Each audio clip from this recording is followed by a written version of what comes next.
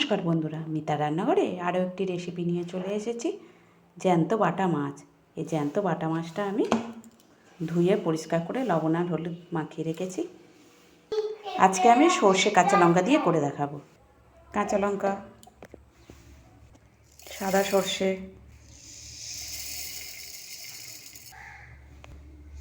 কালো সর্ষে, লবণ, জল দিয়ে একটা পেস্ট বানিয়ে নেব।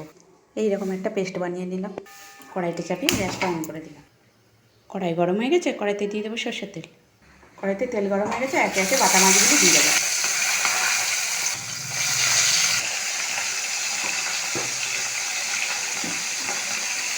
এক পিঠটা ভাজা হয়ে গেছে, আর এক পিঠটা উল্টিয়ে দেবো।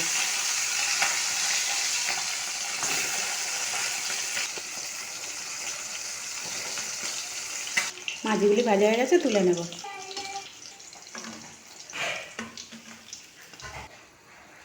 পরের মাছগুলিও সেম এইভাবেই ভেজে নেব।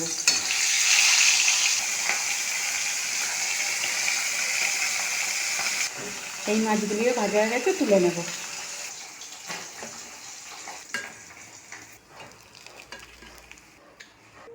এই তেলেতে দিয়ে দেবো কালো জিরে, লবণ, হলুদ গুঁড়ো, সর্ষে ও কাঁচা লঙ্কা বাটাটা দিয়ে দেবো।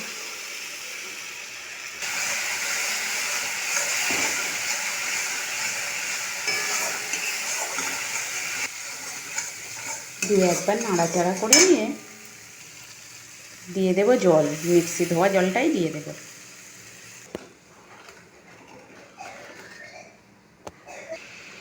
ঝোলটা ফুটছে, ভেজে রাখা মাছগুলি দিয়ে দেবো।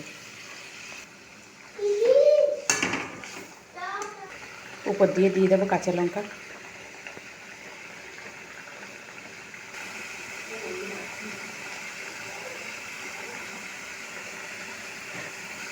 যারা যারা এই মুহূর্তে আমার রান্নাটা দেখছেন, ফেসবুক থেকে দেখলে ফলো করে দেবেন, আর ইউটিউব থেকে দেখলে সাবস্ক্রাইব করে দেবেন। খুব বেশি মাছটা শুকনো করবো না, নিয়ে নেব।